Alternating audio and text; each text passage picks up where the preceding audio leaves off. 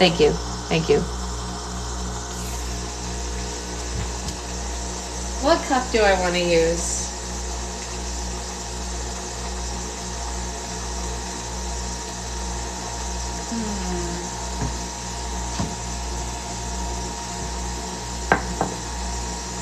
Nothing to see here. Keep moving, friends. Keep moving.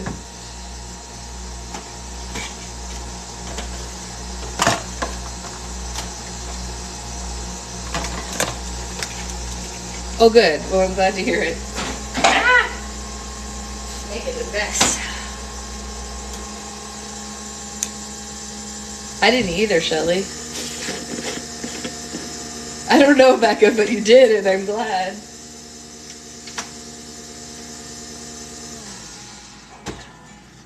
You did, and I am glad. Are we excited for more, what do you call it this morning?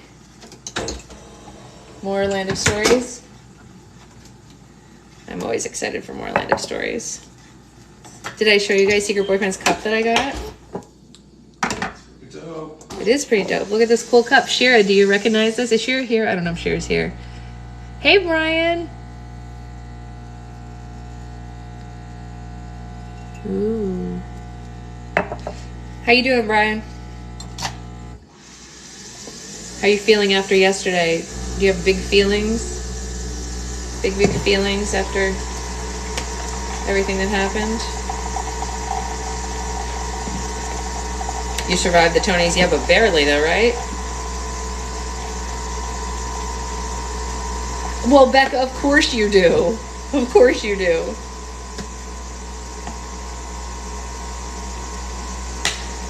Not gonna lie to you, I think I accidentally made this differently, but tell me how you feel about it. Sure. I think I accidentally made it the way that I make mine. It was a no surprise awards, which is good for the overall business. I agree. I agree, actually. Agree. Good? Oh, good. You're welcome. I accidentally put Italian cream in yours. So now you have this. Yes, it's an Italian cream. It's like sugary. It's not though. What's that? Huh? It's very sure it's not sugar. I mean, it says it's not on the bottle. It tastes like sugar. Yeah, but it says it's 0 sugar.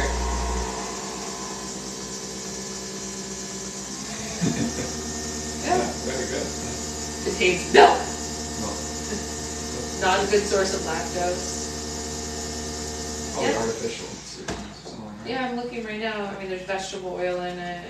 A little bit, not a lot. It's a trace amount.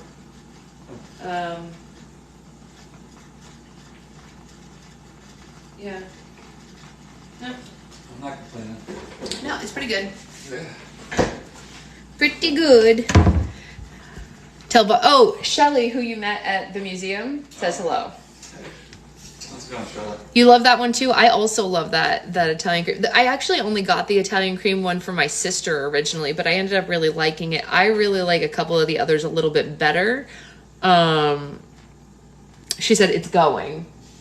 As you heard, she hates her job, so yeah. That's my response to that question too. It's going. All right.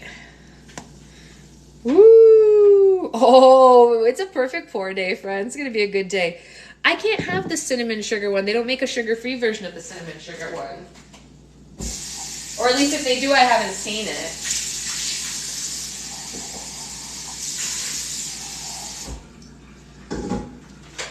Okay, we're going to go on a trip where is everything in your place pink? Only in the kitchen. Well, I guess also my bed frame is pink. So we're going to do one of these. So we walk this way and nobody is visible. And then we're going to go like this and magically you are not seen. Wasn't that great? Magical. It was. Oh no, I'm stuck. Oh God. Okay. Alright. I can do this. I can do this. No, I got this. They do by me. Let me see if I have the correct name. They do by you? That's so lucky. I wish that I had that. I have that desk plate that says "Live in the Dream." That's pretty funny. Okay, hold on. I gotta move the book out of the way so I can put the coffee on the coffee side table. Did you guys see Autumn's book? Pretty cool. Queen of Sneaking. Thank you. Yes, sneaking around and not showing people. So I think I got used to it because of Zoe. You know what I mean? Oh, hey, look, it's a coffee cup. I got used to not showing Zoe's face, and so I got really good. But usually if Zoe climbs me, I just like literally go like this to her. Just like put my hands over her face when she gets into things. I probably wouldn't do that to you. But to Zoe, I'm like, Do what you gotta do. I just like cover her face instantly with my hands. I'm like, get out of here, kid. All right. It's delightful to have my coffee again. They're saying that I should do that to you. I should just cover your face in my hands. You want to come sit in the comfy chair, or you're going to sit in the uncomfortable, sad chairs for the rest of your life? I know they're uncomfortable. I just haven't found cushions that I like that match. My mom hates it. She's so mad at me. She bought ugly cushions that she uses when I'm not here secretly. My sister told me. Wow. I know. She was like, it's just too uncomfortable to sit that he could cover his own face with his own hands. That's true. I'll take the most comfy chair. And the rainbow blanket. Do it. Yes. That's why we have that stuff, to be comfy. It's called cinnamon roll. Oh, yes, I've had the cinnamon roll one. Yes, Catherine loves that one too. All right. So we are at chapter 13. We're almost halfway, y'all, pretty much. It's like very nearly halfway. Let's do it.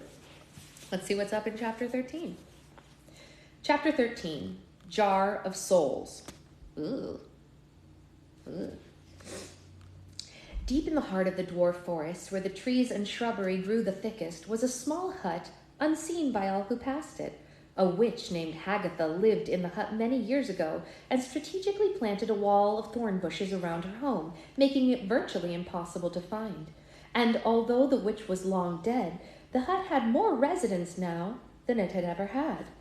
The enchantress had turned the hut into her new home following the restoration of her powers. It still looked the same on the outside with only 2 windows, a hay roof, but it had been charmed to become a spacious manor the moment that someone walked through the door. It had large rooms with high ceilings and black stone walls.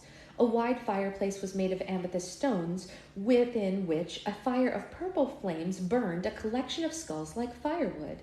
The furniture was made of exotic porcupine and salamander animal skins. A chandelier made of various species' teeth hung from the ceiling, but gave no light. It was usually a quiet place, but tonight the piercing cries of a child echoed through its halls. "Please be quiet, little princess," Rumpelstiltskin said. Princess Hope was more than half his size, but he still rocked the 1-year-old back and forth, trying to soothe her. "Mama," the princess cried. "Mama?" "You can't have your mama, I'm afraid," Rumpelstiltskin told the child, and she bawled harder than before. "She's been crying for more than a day," Charlotte Bailey said from the back of the room. "Would you please just give her to me?" The twins' mother was imprisoned in a large bird cage that swung a few feet above the ground. "What makes you think that you can get her to stop crying?" Rumpelstiltskin said. He was exhausted from having to care for the child for the last day. "I'm a nurse. It's what I do," she said. Charlotte was still dressed in her nursing scrubs. She had just finished a shift at the children's hospital when a mysterious blanket of light wrapped around her and transported her into the fairy tale world. And it didn't take long for Charlotte to realize that the enchantress who had summoned her there was after her daughter. And so for Alex's protection, Charlotte had pretended to be her daughter.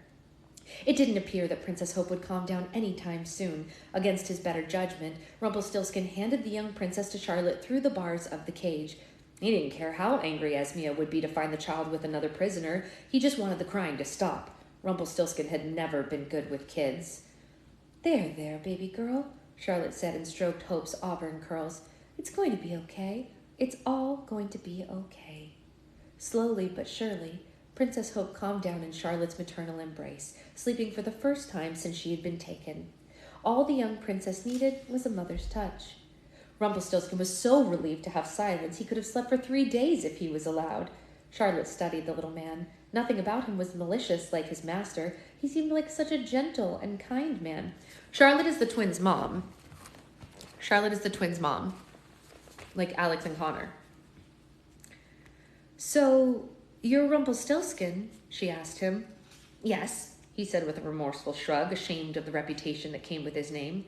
"Did you really spin hay into gold for the maiden like the stories say?" Charlotte asked. That I did," Rumpelstiltskin admitted. "And did you really try to take her firstborn child away from her?" Charlotte said, finding it hard to believe. Rumpelstiltskin let out a heavy sigh. That's what Esmia wanted me to do, he said, but I couldn't go through with it. I told the maiden that she was the queen by that point, and that I would dismiss her end of the bargain if she could guess my name. And she did, if I recall, Charlotte said. It had been a while since she'd heard that story. Well, I made sure she did, Rumpelstiltskin confessed.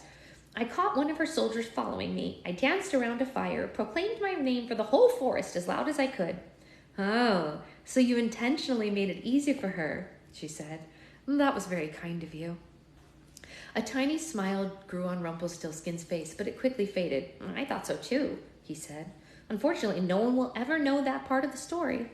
Yes, people are quick to judge, Charlotte said, and I'm no exception. I never wondered why you did all of those things. My mind was just made up that you were a villain, Rumpelstiltskin said. Yes, it was a villain, Charlotte admitted. Rumpelstiltskin was growing very comfortable talking to Charlotte. Too comfortable. Had he not been so tired, he might have kept up his guard, but he couldn't deny that there was something trustworthy about Charlotte. They were both good people stuck in a bad situation. How did someone like you get mixed up with someone like her? Charlotte asked, shaking her head. Because I had the misfortune of being born a dreamer, he said sadly. A dwarf is born with one option, become a miner. I spent a life in dark tunnels under the ground, and that was never what I wanted for myself. I always loved being outside with the plants and animals. I used to daydream about being a shepherd or a farmer. My brothers used to scold me day and night for it. They said being a miner was an honor, and I was lucky. And then one day, Esmia came to me with an offer to be her apprentice. Rumpelstiltskin rubbed his eyes and took a seat on the porcupine skin chair, too fatigued to mind the needles poking him. It's funny, he said. I didn't think twice about saying yes, but I regretted it every day of my life. Charlotte couldn't help but feel sorry for him. She realized that there were 3 prisoners under this roof. Well, anyone would have said yes if they were in your shoes, she said. Back then, perhaps, Rumpelstiltskin agreed, but now no one would ever admit to it. A strong breeze blew through the room. Why is the child with her? A booming voice made Charlotte and Rumpelstiltskin jump. Esmia had suddenly appeared. The enchantress seemed tired. Her posture wasn't quite as straight, and her hair didn't flow as freely as it had before. Esmia had been planning this night for a long time, and it hadn't ended the way that she wanted. Rumpelstiltskin immediately hopped out of the chair. Oh, Princess Hope wouldn't stop crying, he said, and I wanted to have it silent when you returned home. Esmia scowled at Charlotte as she held on to the princess even tighter.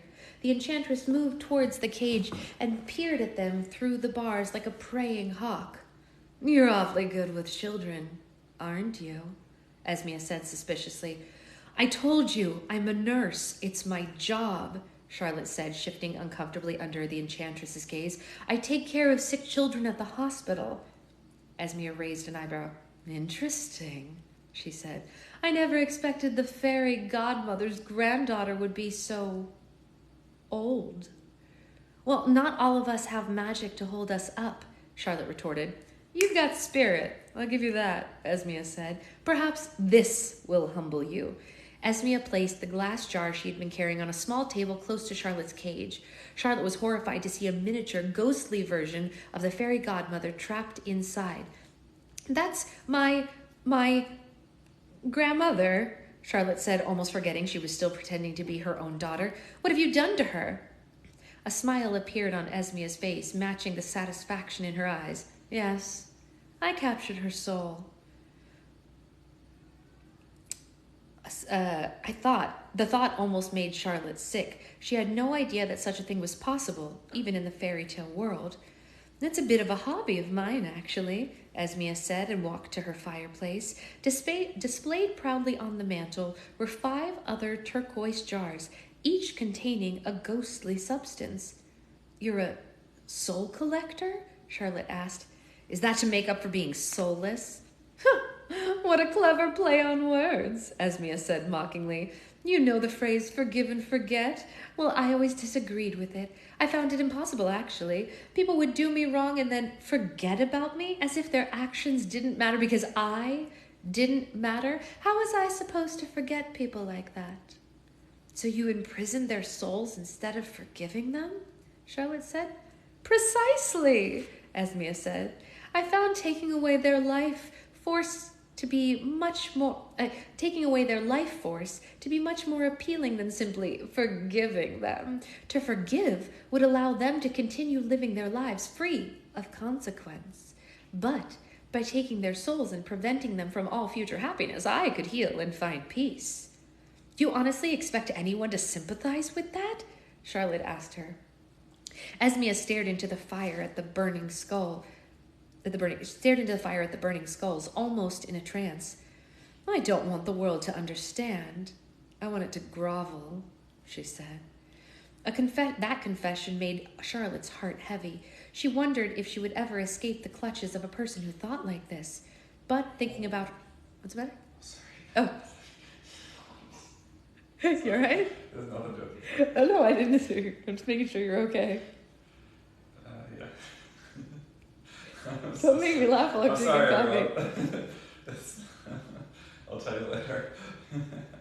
Now they're all asking what you're doing. Too much internet. That's enough internet for today? There's enough internet for today. Okay. They said to give you some slime. No, we don't play with slime in the living room. This is not a slime spot. This is not slime I have area. Zoe rolls still. He still has Zoe rules in this home for now. Getting Zoe to not bring slime into the living room is a chore, but I've stayed strong. Okay, where were we? Trying to find where I was. The confession made Charlotte's heart heavy. She wondered if she could ever escape the clutches of a person who thought like this. But thinking about her children, Bob, and the life that had been stolen from her gave Charlotte strength to survive the enchantress's imprisonment. I find it hard to believe that the fairy godmother, who's known for her generosity, would harm you in any way, Charlotte said. Sometimes help can be just as destructive as harm, Esmea said. But I imagine someone who helps for a profession couldn't comprehend that. Enlighten me, Charlotte challenged. The enchantress raised her eyebrows. The fairy godmother found me in the other world when I was just a girl, Esmea said. I was alone, orphaned, and starving. She brought me here to live with the fairies in the fairy kingdom. They gave me a home, taught me to use magic in a productive manner, and, in time, trained me to become one of the greatest fairies in the kingdom. Charlotte shook her head as though she had misunderstood. That doesn't sound like something to begrudge, she said. Since success can scar you as much as failure, Esmea continued, the more that I surpassed the other fairies with my talents, the more they resented me. Fairies are incredibly jealous creatures, and although no one ever talks about that, because it would tamper with their image.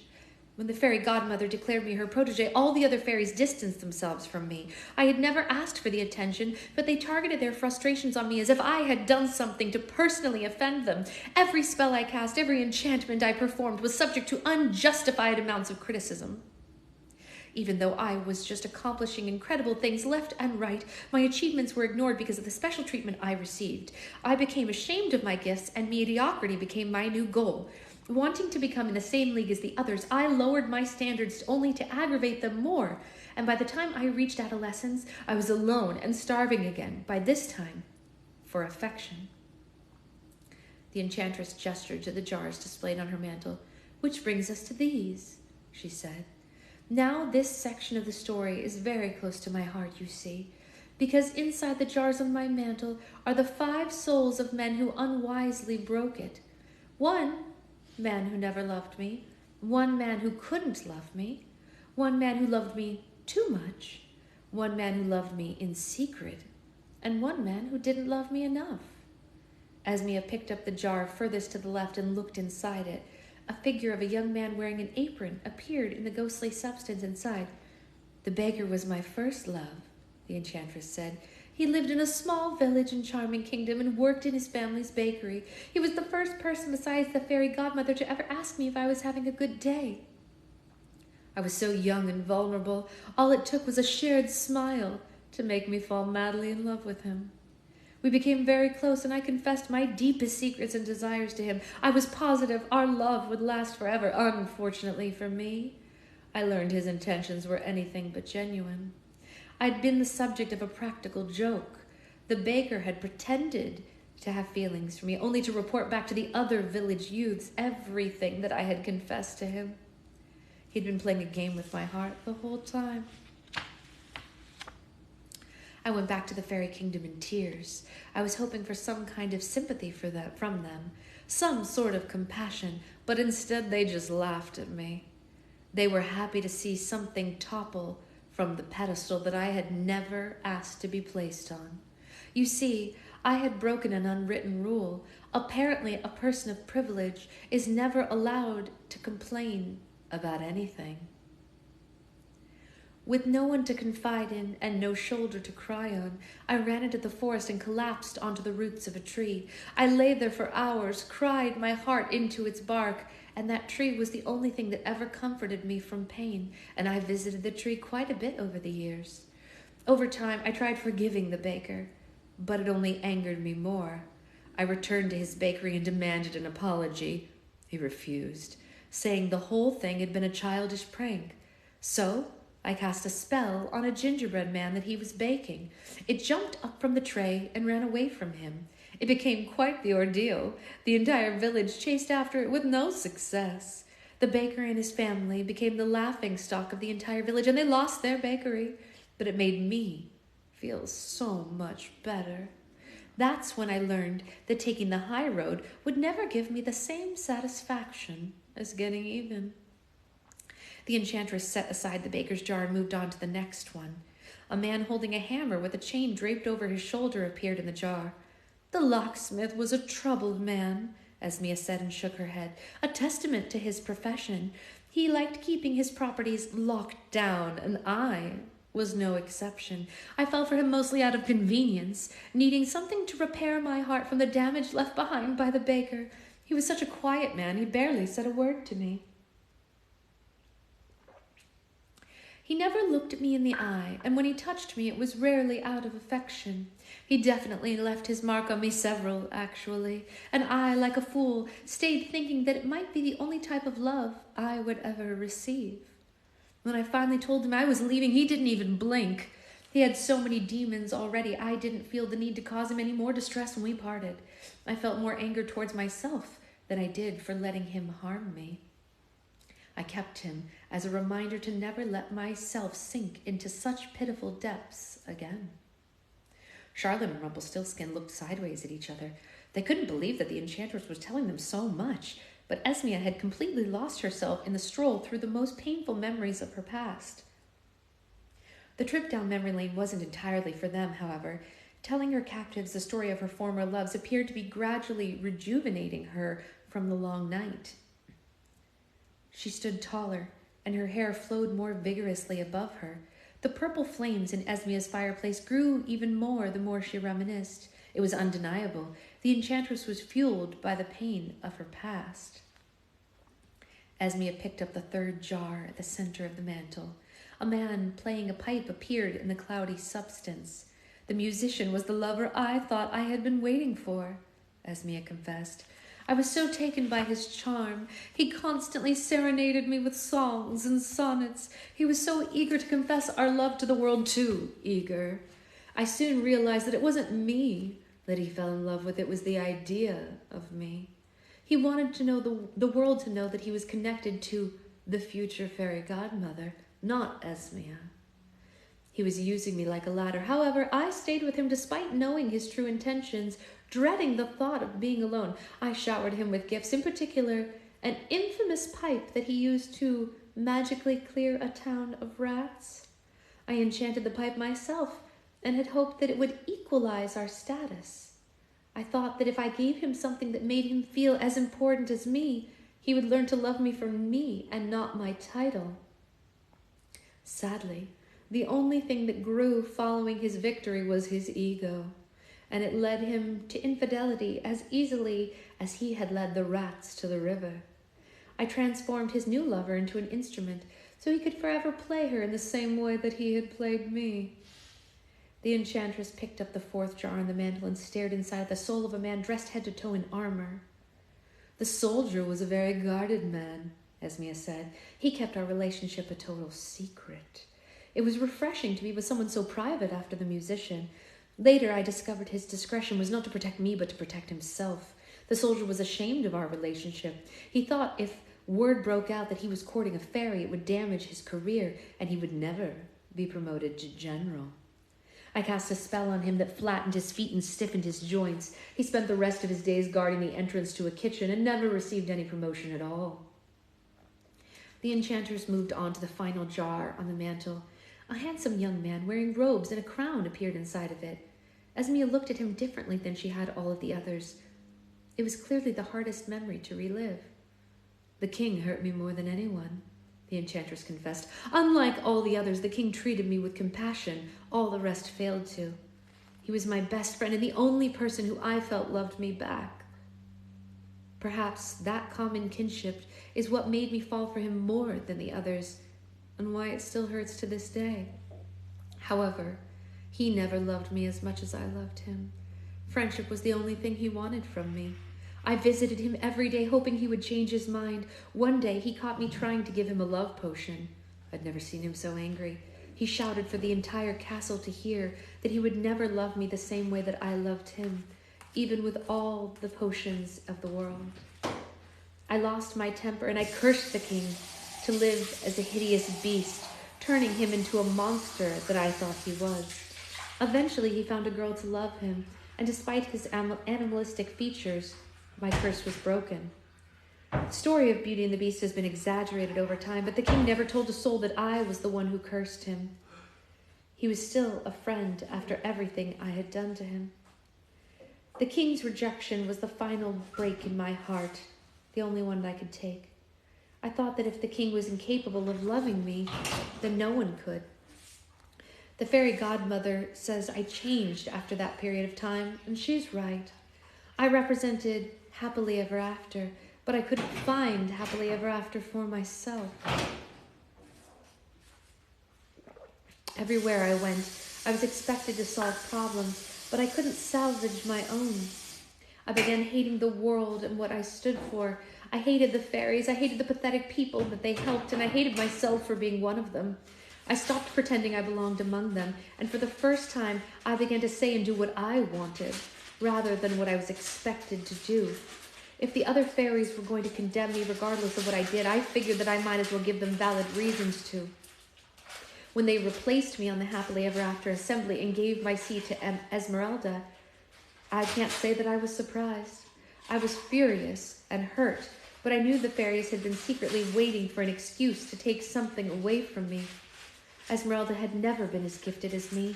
She had always been so loved by everyone she met. The fairies knew appointing her would hurt me the most. I ran into the forest and found my trustworthy tree to cry into. I stayed and cried for days. I felt as if my soul had finally been crushed, as if my entire life had been a cruel experiment to see how much heartbreak I could withstand. And when I finally dried my tears, I looked up at the tree. It was significantly taller than all the other trees in the forest. After all the tears I had shed over the years into its roots, the tree had surpassed all the others surrounding it. I was so ashamed of myself. I couldn't believe what I had let the world do to me. I had cast a spell on the tree. Oh, you guys. Causing it to curve and loop like a vine until it was the same height as all the other trees, as evidence that my heartache was gone. Guys, remember the tree from book 1? It's the tree. Oh, thanks for the hat. That's the moment the fragile, heartbroken fairy inside of me died, and the enchantress was born. I decided from then on that if the world was going to speak my name, it would be with whispers of fear rather than the mock of envy. If the world was going to take all the joy from me, I would simply take away all the joy from the world. Esmia had almost forgotten that she wasn't alone. All the pain from her past was what had created the person she was today, so it was difficult for her to realign herself with the present. Everyone has heartache, Charlotte said. I've been through my own share of loss, but I got over it. I never plotted a ruthless revenge scheme or held the world responsible for it. Esmia jerked her head towards her. Really? she said angrily. Have you felt the loneliness so strong that it hollowed your soul with every heartbeat? Have you ever hated the sun for rising and forcing another day of solitude upon you? I suppose not, Charlotte said. No one ever had trouble loving me. Rumpelstiltskin gasped at Charlotte's bold statement. Esmea was almost impressed by Charlotte's fearlessness. Careful, Esmea warned her. There's a thin line between bravery and stupidity. Charlotte turned away, unable to look at her anymore. Esmea placed the jar that contained the king's soul back on the mantle. I should retire for the night, she said. I know I make it look so effortless, but world domination is exhausting. I'm going to rest for a bit before continuing my attacks on the world's kingdoms. I want to be at my best when I cause the world its worst. Esmea headed towards her chamber for the night, but Rumpelstiltskin stopped her before she left the room. Esmea? Rumpelstiltskin asked, carefully filtering any judgment out of his tone. Are you sure you'll ever find peace? Even after taking over the world, are you certain you'll be satisfied? Charlotte turned back, interested to hear the answer. A malevolent smile appeared on the enchantress's face. Silly Rumpy, Esmea said with a laugh. Who said I only wanted this world? Dun dun dun. She's going to try to take over the other world too. We know it. Dun dun dun. Oh, you could hear my stomach growling. I was like, what does that mean? Yeah, sorry. Yes, I will get food shortly. Long story. It was just... We don't have any croissants right now, Shira. I haven't been to Costco in a while. I probably won't go until we get back from Scotland. Dun, dun, dun. Oh, yeah. Scotland. That's one I can't do. I can't do a Scottish accent. In Scotland, it's easier Cockney accent. It'll confuse them. Yes, there is, Tiffany. I have more to Thursday, right? What's Thursday, Becca? I don't know what Thursday... Nobody asked for your opinion. Mm-hmm. Hey, Grace. What's Thursday, Becca? No, I do not leave Thursday. We leave on Sunday. Sunday. Is Bartholomew really your boyfriend's name? No, Bartholomew is not really his name. From The Simpsons. Hey, Barty, what's shaking, bacon? Barty. Oh, thank God. Your parents would never. They gave all of you really nice, normal names. They're good Christians. What a look. Barty Crouch Jr., that's your name. Barty Crouch Jr. Wow. It's a Harry Potter reference. Oh, yeah, sorry. You don't look anything like that character, though. That character's played by... What's the guy's name who's one of the guys from Doctor Who? He's got really dark hair. He's a very famous British actor. David Tennant? I think so, right? Isn't that who plays Barty Crouch Jr.? He did a really fun COVID show with another actor, Michael something. Yeah, you're right. They said you're right. But you don't look anything like him. No, I do not look like You look like plenty of other characters in Harry Potter, just not that one. Let's not do that. I'm not telling them which one. There's so many characters in Harry Potter. I don't think so. Do you have a skateboard? I did once. Okay, once. That's such a random question, Grace. Where did that even come from? Skateboard. What does that have to do with anything? Yeah, we should watch David Tennant's. They said you definitely don't look like Hagrid. No. Mostly Hagrid, actually. You don't look anything like Hagrid. Which one's Hagrid? The giant with giant hair and a giant beard. That's me. Yeah, I was wondering if he was my cousin. Throckmorton, the skateboarder. Oh. No.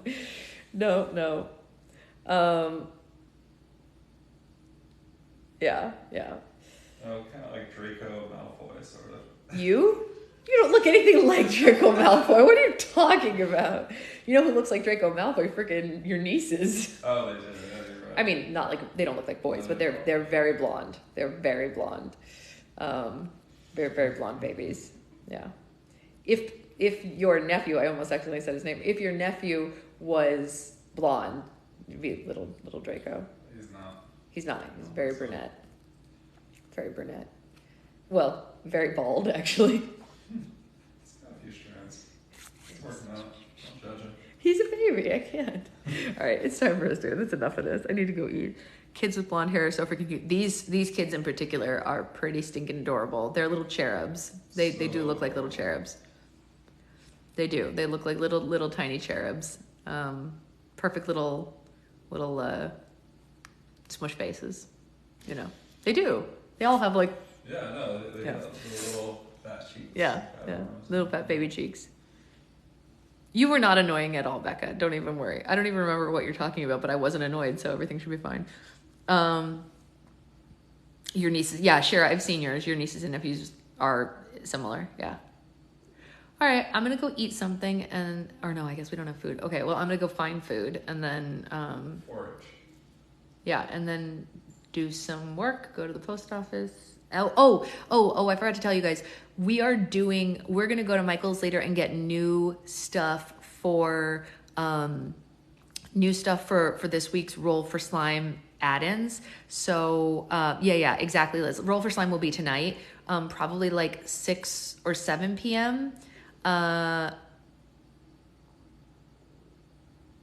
Tiffany, I don't know why it won't upload. I'll try again. But we're going to go to Michael's and get some new add-ins and then No, you're fine, Tiffany. I knew you weren't yelling.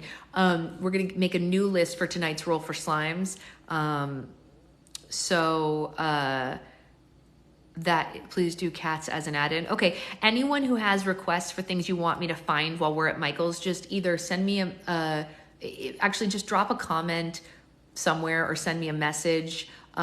Grace, don't send me a message because I'm holding your message for this specific reason we previously talked about so that I can go through that when I get back and not forget. But like if anyone wants things, just like comment the things that you want us to look for. We're going to go to Michael's and get new add-ins. Then I'll make the new lists and then we'll do as many Roll for Slimes as we can get through tonight because the more that we get through means that I might be able to do more on Wednesday. So, hey lunch. Oh my gosh, hi. I'm just about to get off lunch. You came in right at the tail end. We're just finishing up book club. But I will see you all later for Roll for Slime.